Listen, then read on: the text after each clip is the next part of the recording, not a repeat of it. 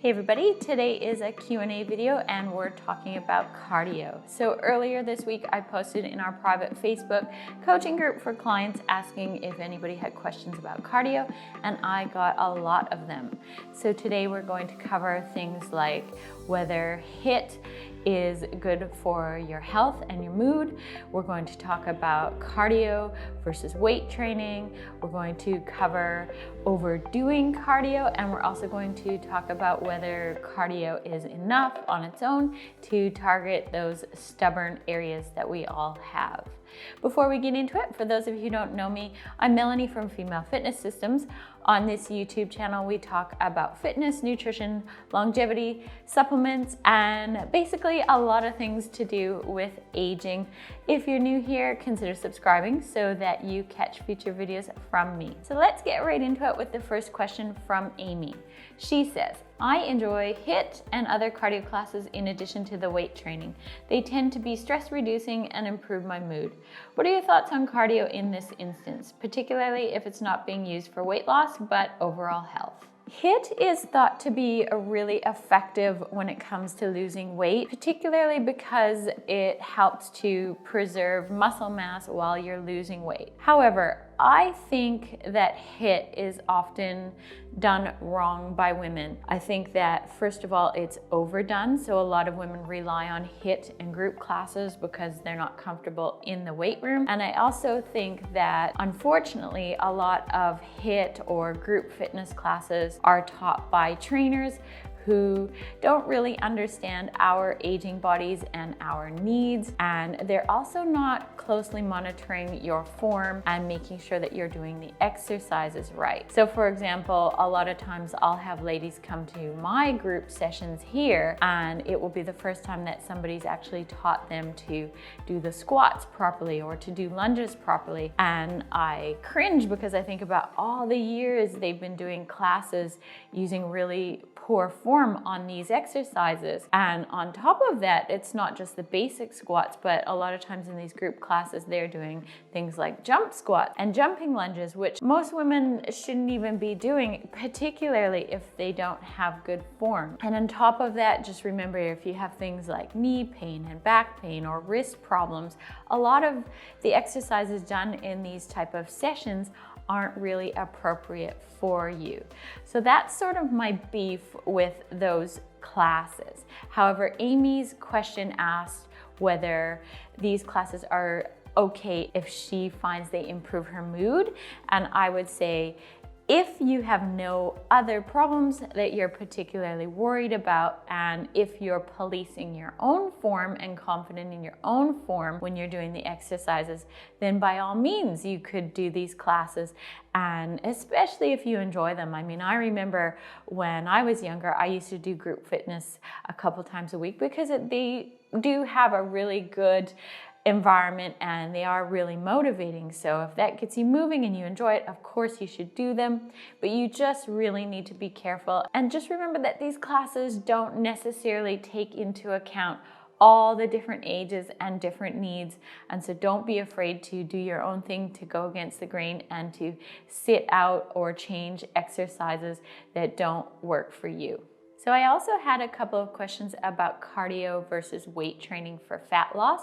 The first one was from Sarah, who says, my job is mostly sedentary. However, I weight train for 45 minutes to an hour a day, 5 days a week using your program. Is doing cardio still as important to losing or maintaining weight if you're training?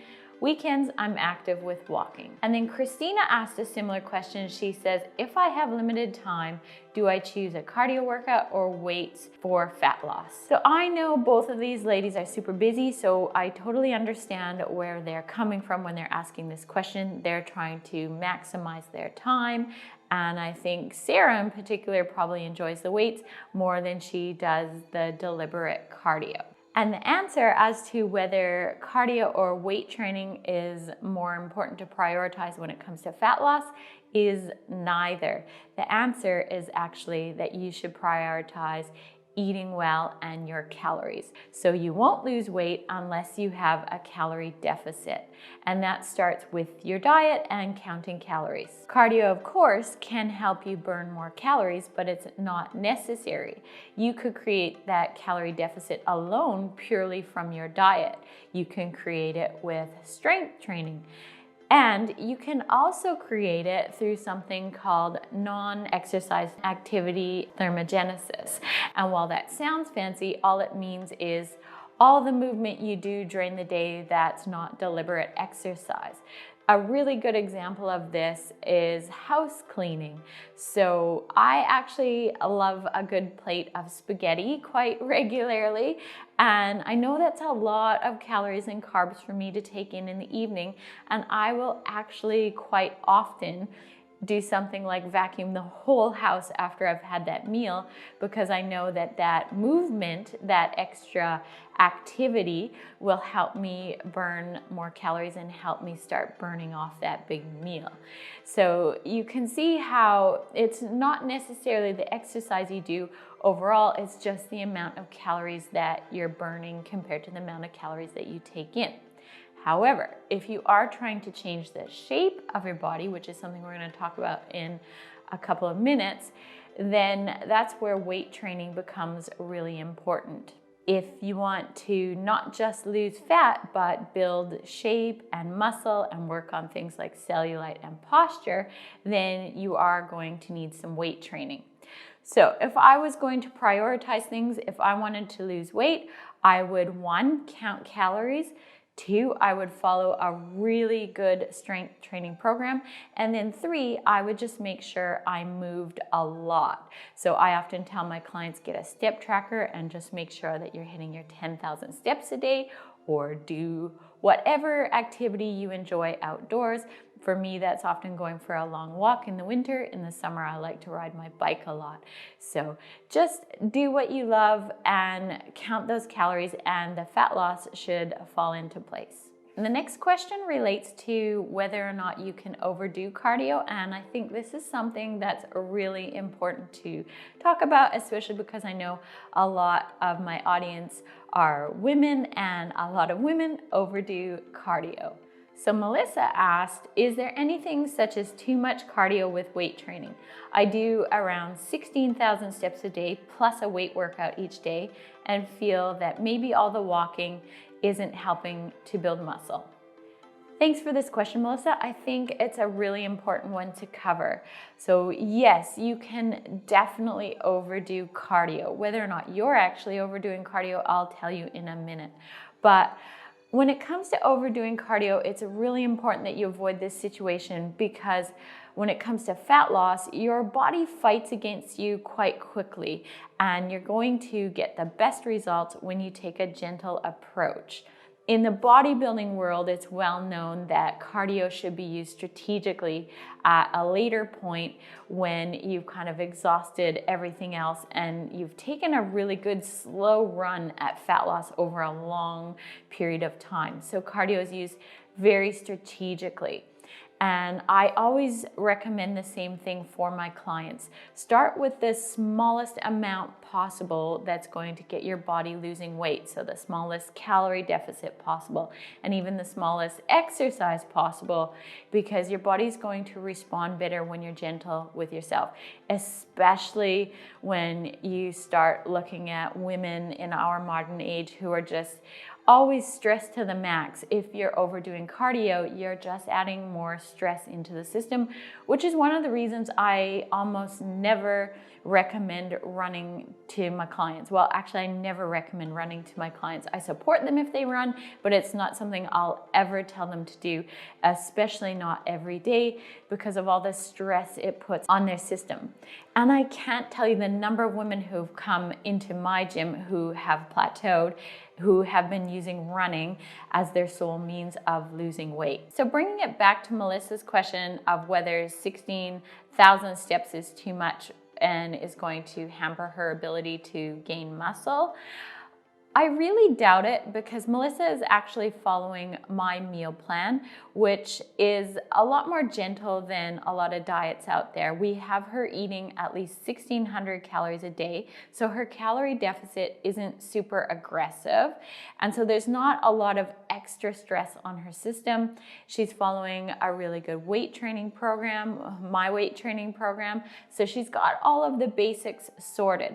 And if she wants to add a bit of extra movement there through walking, which is actually a natural way to lower stress, I don't think overall that's going to create a situation where she's not going to be able to build muscle. The other thing is that most ladies like Melissa aren't looking to gain really huge muscles, and so knowing her goals of just shaping up and creating a really pretty feminine shape, I would say that's a perfectly sensible approach to fat loss and to exercise. The final thing I want to say on that is just, I think that so many women are burning the candle at both ends, and they're just running themselves into the ground.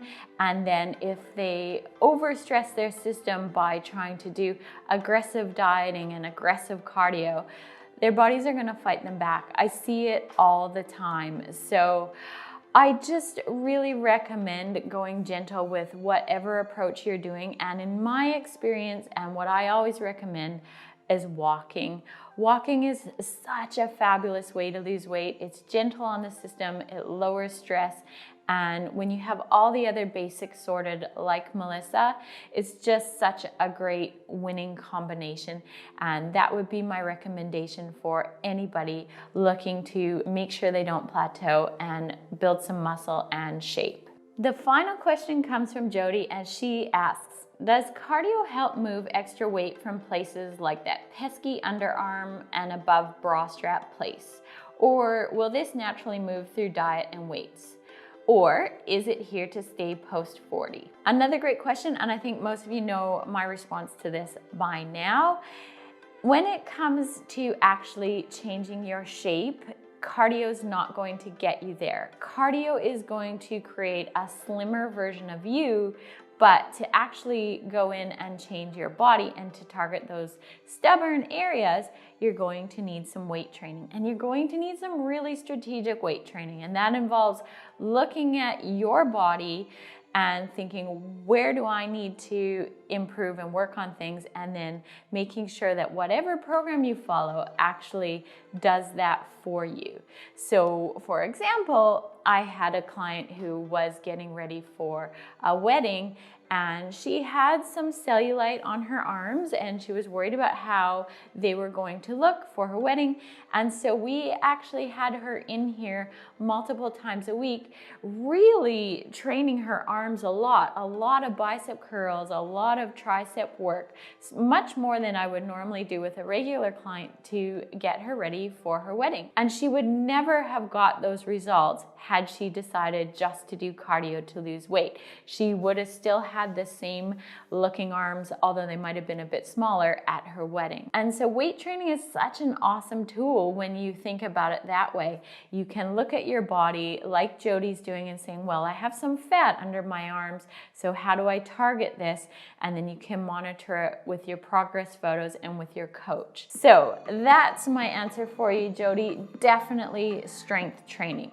And the other thing as to whether or not this is just something inevitable after 40, definitely not. I've helped so many women after 40 change their physique, so I wanted to share a photo of Lynn for those of you who haven't seen it yet here, so that you can see what can actually happen to your back with a good weight training program. So have a look at Lynn's photo here, where you can see how much her back shaped up in only about 6 months of following a good diet and my weight training programs. Definitely no underarm back fat to worry about here. And the cool thing about this is that Lynn was just turning 40 when those photos were taken. So hopefully, Jody, that gives you a bit of hope and just goes to show that all it takes is some hard work and dedication. Right, so that's my Q&A for the day. I really like doing these videos, so thank you so much to everybody who gave me questions, and I'm looking forward to doing more in the future. For those of you who would like some help with your training, I have some awesome online training programs. I have home and gym versions available. I cater to all levels, and I take care of basically everything for you, including targeting those stubborn areas. I'll leave a link to my training programs in the description of this video if you want to check them out after watching. As always, leave me questions in the comments. I love hearing from you there, and I will definitely get back to you. Thanks for watching, and I'll see you again next time.